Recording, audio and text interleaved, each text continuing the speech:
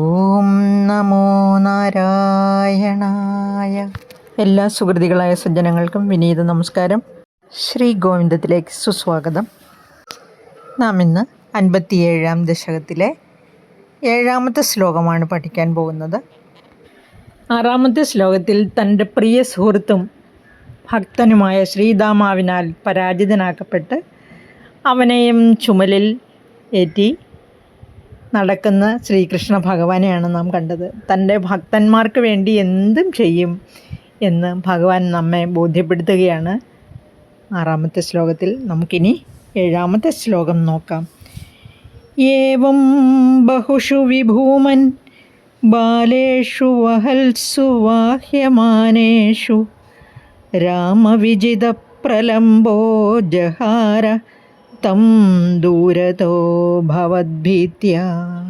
ഏവം ബഹുഷു വിഭൂമൻ ബാലേഷു വഹൽസു വാഹ്യമാനേഷു രാമവിജിതഃ പ്രലംബോ ജഹാര തം ദൂരതോ ഭവദ്ഭീത്യ. ഈ ശ്ലോകത്തിൽ 1-ാമത്തെയും 2-ാമത്തെയും ലൈനിൽ പിരിക്കാനുള്ള പദങ്ങളൊന്നും കാണുന്നില്ല. 3-ാമത്തെ ലൈനിലേക്ക് വരുമ്പോൾ നോക്കുക. പ്രലംബോ ജഹാര, പ്രലംബഃ പ്ലസ് ജഹാര, പ്രലംബോ ജഹാര. അവിടെ വിസർഗം ലോപിച്ചിട്ട് പ്രലംബോ എന്നായിട്ട് മാറിയിരിക്കുന്നു. ദൂരതഃ പ്ലസ് ഭവദ്ഭീത്യ, ദൂരതോ ഭവദ്ഭീത്യ. അവിടെയും ദൂരതഃ എന്നതിലെ വിസർഗം ലോപിച്ചിരിക്കുന്നു, ദൂരതോ എന്നായി മാറിയിരിക്കുന്നു. നമുക്കിനി അന്വയം നോക്കാം. ഏവം ബഹുഷു ബാലേഷു വഹൽസു വാഹ്യമാനേഷു പ്രലംബഃ രാമവിജിതഃ വിഭൂമൻ ഭവദ്ഭീത്യ തം ദൂരതഃ ജഹാര. ഏവം ബഹുഷു, ഏവം ഇപ്രകാരം, ഇങ്ങനെ, ബഹുഷു അനേകം, ബാലേഷു ഗോപബാലന്മാർ, വഹത്സു വാഹ്യമാനേഷു, വഹത്സു എന്ന് പറഞ്ഞിരിക്കുന്നത് വഹിക്കുകയും വാഹ്യമാനേഷു വഹിക്കപ്പെടുകയും ചെയ്തുകൊണ്ടിരിക്കവേ, പ്രലംബഃ പ്രലംബാസുരൻ, രാമവിജിതഃ ബലരാമനാൽ പരാജിതനാക്കപ്പെട്ടു. അതായത് രാമൻ വിജയിച്ചു, രാമവിജിതഃ ബലരാമൻ വിജയിച്ചു, പ്രലംബൻ എന്ന അസുരനെ പരാജയപ്പെടുത്തി. ഹേ വിഭൂമൻ എന്ന് വിളിച്ചിരിക്കുകയാണ്. വിഭുത്വത്തോടു കൂടിയവൻ എന്നാണ്, ഐശ്വര്യത്തോടു കൂടിയവൻ എന്നാണ് അർത്ഥം. അയിലയോ ഐശ്വര്യത്തോടു കൂടിയവനായ മഹാവിഷ്ണു, ഭവദ്ഭീത്യ അങ്ങയിൽ നിന്നുള്ള ഭയം നിമിത്തം, തം ദൂരതഃ അവനെ ദൂരത്തേക്ക് ജഹാര വഹിച്ചുകൊണ്ടുപോയി. ഇവിടെ നിയമപ്രകാരം കളിയിൽ തോറ്റവൻ കളിയിൽ ജയിച്ചവനെ ചുമലിലേറ്റി ഒരു നിശ്ചിത ദൂരം കൊണ്ടുപോകണമല്ലോ.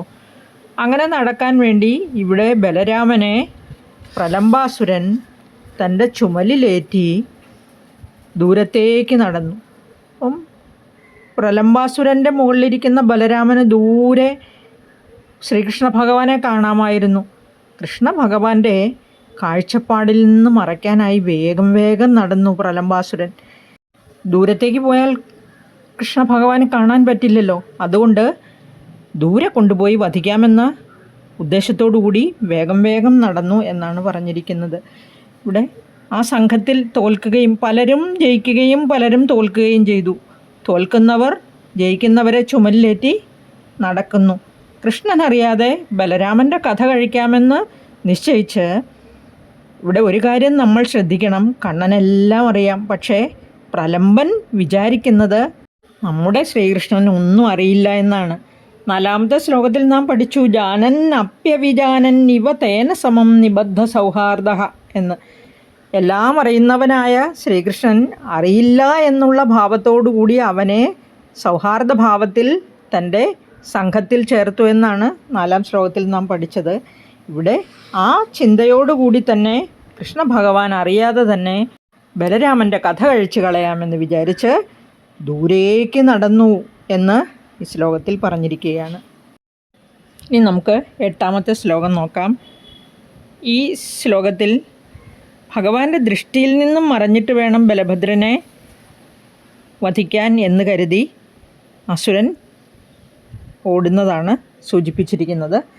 ത്വദ്ദൂരം ഗമയന്തം തം ദൃഷ്ട്വാ ഹലിനി വിഹിതഗിരിമഭരേ ദൈത്യസ്വരൂപമാകാദ്യദ്രൂപാത് സഹി ബലോപി ചകിതോഭൂത് ത്വദ്ദൂരം ഗമയന്തം തം ദൃഷ്ട്വാ ഹലിനി വിഹിതഗരിമഭരേ ദൈത്യഃ സ്വരൂപമാകാത് യദ്രൂപാത് സഹി ബലോപി ചകിതോഭൂത്. ഈ ശ്ലോകത്തിൽ പിരിക്കാനുള്ള പദങ്ങൾ ആദ്യം ശ്രദ്ധിക്കാം. ഒന്നാമത്തെ ലൈനിൽ ത്വദ്ദൂരം, ത്വത്ത് പ്ലസ് ദൂരം, ത്വദ്ദൂരം. ഇനി രണ്ടാമത്തെ ലൈനിലൊന്നുമില്ല. മൂന്നാമത്തെ ലൈനിലേക്ക് വരുമ്പോൾ സ്വരൂപം പ്ലസ് ആഗാത് പ്ലസ് യത് പ്ലസ് രൂപാത്, സ്വരൂപമാകാദ്യദ്രൂപാത്.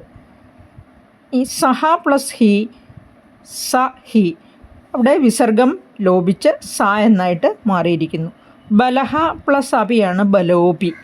ചകിതഃ പ്ലസ് അഭൂത് ചകിതോഭൂത്. ഇനി നമുക്ക് അന്വയം ശ്രദ്ധിക്കാം.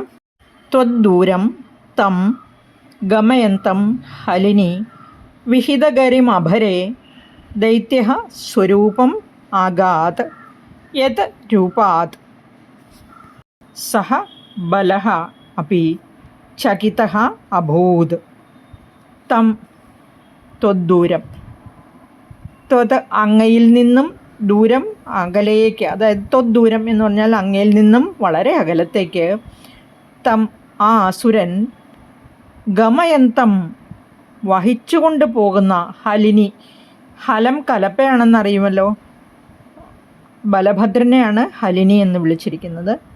വിഹിതഗരിമഭരേ ഉണ്ടാക്കിയ ഭാരം എന്നാണ് പറഞ്ഞിരിക്കുന്നത്. ഉണ്ടാക്കിയ ഭാരം എന്ന് പറഞ്ഞാൽ തൻ്റെ ശരീരം വലിപ്പം കൂട്ടിയതാക്കി, ശരീരഭാരത്തെ കൂട്ടിയെന്നാണ്. ദൈത്യഃ സ്വരൂപം, ദൈത്യൻ സ്വന്തം രൂപം ആഗാത് പ്രാപിച്ചു.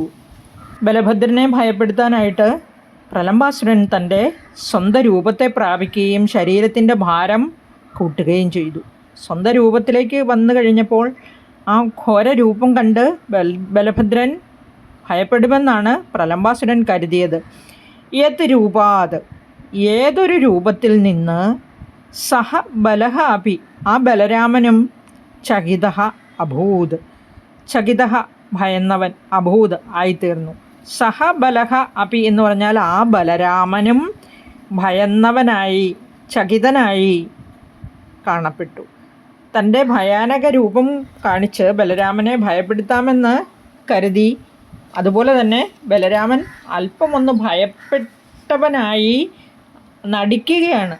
യഥാർത്ഥത്തിൽ ഭഗവാന്റെ അവതാരമാണ് ബലരാമനും. അതുകൊണ്ട് തന്നെ പ്രലംബാസുരൻ്റെ യഥാർത്ഥ രൂപം കണ്ട് ഭയന്നവനായി നടിക്കുകയാണ് ഉണ്ടായത്. വാസ്തവത്തിൽ ഭഗവാൻ എന്തിനെങ്കിലും ഭയമുണ്ടോ?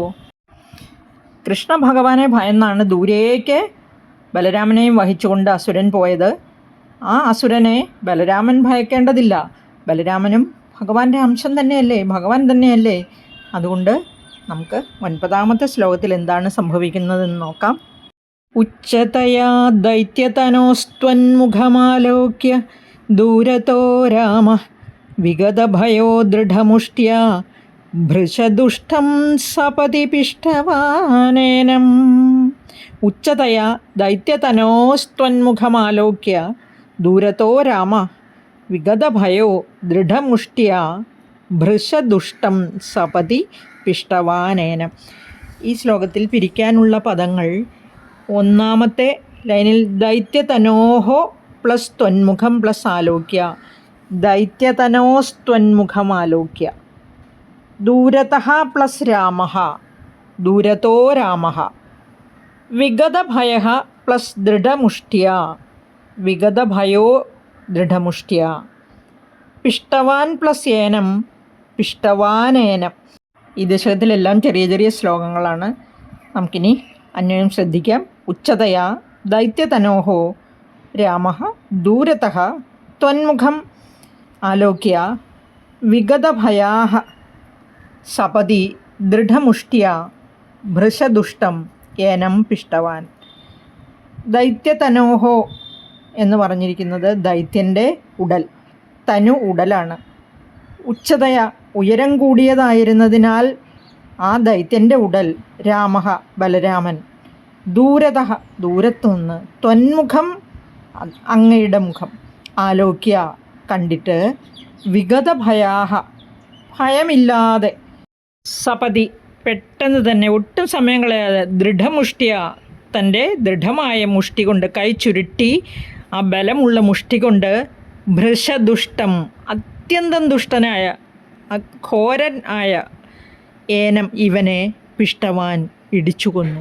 അപ്പോൾ ശ്രീകൃഷ്ണ ഭഗവാനിൽ നിന്നും ദൂരേക്ക് ബലരാമനെ ചുമന്നുകൊണ്ട് പോവുകയായിരുന്നു. ഭഗവാന്റെ കൺവെട്ടെന്ന് പറഞ്ഞാൽ ബലരാമൻ്റെ കഥ കഴിക്കാമെന്നാണ് കരുതിയത്. പക്ഷേ ബലരാമൻ എന്തു ചെയ്തു? ആ ഭഗവാനെ ദൂരെ നിന്ന് കണ്ടുകൊണ്ട് തന്നെ ആ അസുരൻ്റെ തലയിൽ തൻ്റെ മുഷ്ടി കൊണ്ടിടിച്ച് കൊന്നു എന്നാണ് ഈ ശ്ലോകത്തിൽ പറഞ്ഞിരിക്കുന്നത്. നമുക്കിനി 10ാമത്തെ ശ്ലോകം നോക്കാം. ഹത്വാ ദാനവവീരം പ്രാപ്തം ബലമാലിലിംഗിത പ്രേംണ താവന്മിളതോർയുവയോ ശിരസി കൃതാ പുഷ്പവൃഷ്ടിരമരഗണൈഃ. ഹത്വാ ദാനവവീരം പ്രാപ്തം ബലമാലിലിംഗിത പ്രേംണ താവന്മിളതോർയുവയോഃ ശിരസി കൃത പുഷ്പവൃഷ്ടി അമരഗണൈഃ. ഫസ്റ്റ് ലൈനിൽ പിരിക്കാൻ ഒന്നുമില്ല. സെക്കൻഡ് ലൈനിലേക്ക് വരുമ്പോൾ ബലം പ്ലസ് ആലിലിംഗിത, ബലമാലിലിംഗിത. തേർഡ് ലൈനിൽ താവത് പ്ലസ് മിളതോഹ പ്ലസ് യുവയോഹ, താവന്മിളതോർ യുവയോഹ. പുഷ്പവൃഷ്ടി പ്ലസ് അമരഗണൈഃ, പുഷ്പവൃഷ്ടിരമരഗണൈഃ. ഇത്രയുമേ ഉള്ളൂ. നമുക്കിനി അന്വയം ശ്രദ്ധിക്കാം. ദാനവവീരം ഹത്വാ പ്രാപ്തം ബലം ത്വം പ്രേംണ ആലിലിംഗിത താവത് മിളതോഹ യുവയോഹ ശിരസി അമരഗണൈഃ പുഷ്പവൃഷ്ടി കൃതാ. ഹത്വാ ദാനവവീരം, ഹത്വാ ഹനിച്ചിട്ട്, അതായത് വധിച്ചിട്ട്, ദാനവവീരൻ അസുരൻ, അതായത് ഇവിടെ വീരനായ അസുരനെ കൊന്നുകളഞ്ഞു. ഹത്വാ പ്രാപ്തം ബലം, ബലരാമൻ അങ്ങയുടെ അടുത്തേക്ക് മടങ്ങി വന്നു. ത്വം അങ്ങ് പ്രേംണ ആലിലിംഗിത പ്രേമത്തോടുകൂടി, അതായത് വളരെയധികം സ്നേഹത്തോടുകൂടി ആലിംഗനം ചെയ്തു, കെട്ടിപ്പിടിച്ചു.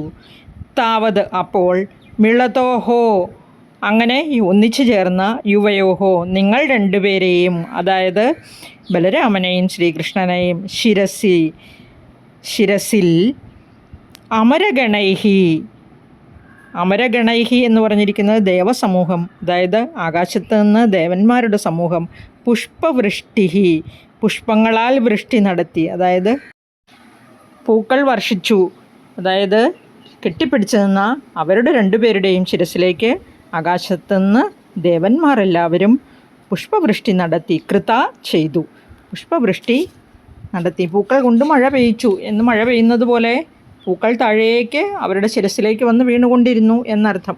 അങ്ങനെ ബലരാമൻ അസുരനെ മുഷ്ടി കൊണ്ടിടിച്ച് കൊന്നതിന് ശേഷം ഭഗവാൻ കൃഷ്ണൻ്റെ അടുത്തേക്ക് ഓടി വന്നു. അങ്ങനെ ഓടി വന്ന ആ ബലരാമനെ ശ്രീകൃഷ്ണൻ വളരെയധികം സ്നേഹത്തോടുകൂടി ആലിംഗനം ചെയ്തു. അങ്ങനെ കെട്ടിപ്പിടിച്ചു നിന്ന് അവരുടെ രണ്ടുപേരുടെയും ശിരസിലേക്ക് ആകാശത്തു നിന്നും ദേവസമൂഹം പുഷ്പവൃഷ്ടി ചൊരിഞ്ഞു എന്ന് പറഞ്ഞ് ഈ ശ്ലോകം അവസാനിച്ചിരിക്കുന്നു. നമുക്കിനി 11ാം ശ്ലോകം നോക്കാം. ആലംബോ ഭുവനാനാം പ്രാലംബം നിധനമേവ മാരചയൻ കാലം വിഹായ സദ്യോ ലോലംബരുജേ ഹരേ ഹരേ ക്ലേശാൻ. ആലംബോ ഭുവനാനാം പ്രാലംബം നിധനമേവ മാരചയൻ കാലം വിഹായ സദ്യോ ലോലംബരുചേ ഹരേ ഹരേ ഹേ ക്ലേശാൻ. നമുക്ക് പിരിക്കാനുള്ള പദങ്ങൾ നോക്കാം. ഫസ്റ്റ് ലൈനിൽ ആലംബ പ്ലസ് ഭുവനാനാം, ആലംബോ ഭുവനാനാം എന്ന് മാറിയിരിക്കുന്നു. നിധനം പ്ലസ് ഏവ പ്ലസ് ആരചയൻ, നിധനമേവ മാരചയൻ. സദ്യ പ്ലസ് ലോലംബരുചേ, സദ്യോ ലോലംബരുചേ. ഹരേഹേ പ്ലസ് ക്ലേശാൻ, ഹരേ ക്ലേശാൻ. ഇനി നമുക്ക് അന്വയം നോക്കാം. ലോലംബരുചേ ഹരേ ആലംബഃ ഏവം പ്രാലംബം നിധനം ആരചയൻ ത്വം കാലം വിഹായ സദ്യഃ ക്ലേശാൻ ഹരേഹേ. ഇവിടെ ഹരേ ഹരേ എന്ന് പറഞ്ഞിട്ടുണ്ട്. ഒന്ന് ശ്രീഹരേ എന്ന് വിളിച്ചിരിക്കുകയാണ്. ശ്രീഹരേ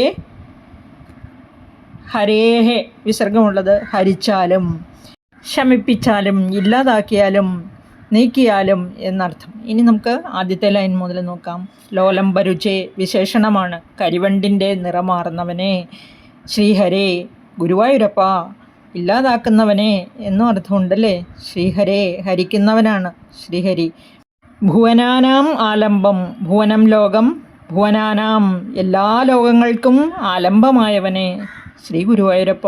ഏവം ഇപ്രകാരം പ്രാലംബം ആ പ്രലംബാസുരൻ്റെ നിധനം വധത്തെ ആരചയൻ വേണ്ടതുപോലെ നിർവഹിച്ചവനുമായ ഗുരുവായൂരപ്പ ത്വം അങ്ങ് കാലം വിഹായ ഒട്ടും സമയം കളയാതെ, ഇനി ഒട്ടും സമയം കളയണ്ട, കാലം കളയണ്ട, സദ്യ ഇപ്പോൾ തന്നെ വേഗത്തിൽ ക്ലേശാൻ എൻ്റെ ക്ലേശങ്ങളെ ഹരേ ഹരിച്ചാലും ഇല്ലാതാക്കിയാലും നീക്കിയാലും.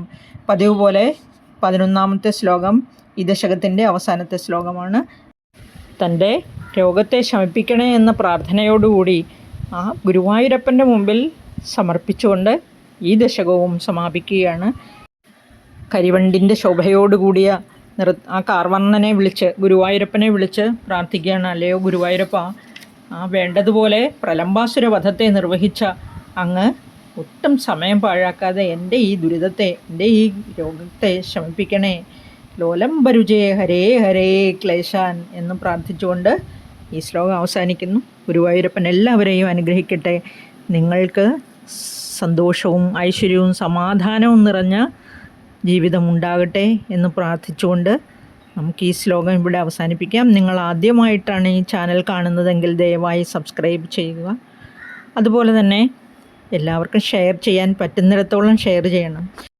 ഉണ്ണിക്കണ്ണൻ മനസ്സിൽ കളിക്കുമ്പോൾ ഉണ്ണികൾ മറ്റു വേണമോ മക്കളായി. നമ്മുടെ എല്ലാം മനസ്സിൽ ഉണ്ണിക്കണ്ണൻ ഉണ്ടെങ്കിൽ മറ്റ് ചിന്തകൾക്കൊന്നും അവകാശമില്ല. ഭഗവാനെ എല്ലാവരുടെ അടുത്തേക്കും എത്തിക്കുക. ഭഗവാന്റെ തൃപ്പാദങ്ങളിലെല്ലാം സമർപ്പിച്ച് മുന്നോട്ട് പോവുക. സമാധാനവും ഐശ്വര്യവും താനേ വന്നു ചേരും. നന്ദി, നമസ്കാരം. 58ാം ദശകവുമായി നമുക്ക് വീണ്ടും ഒരുമിക്കാം. ഒരിക്കൽ കൂടി നന്ദി.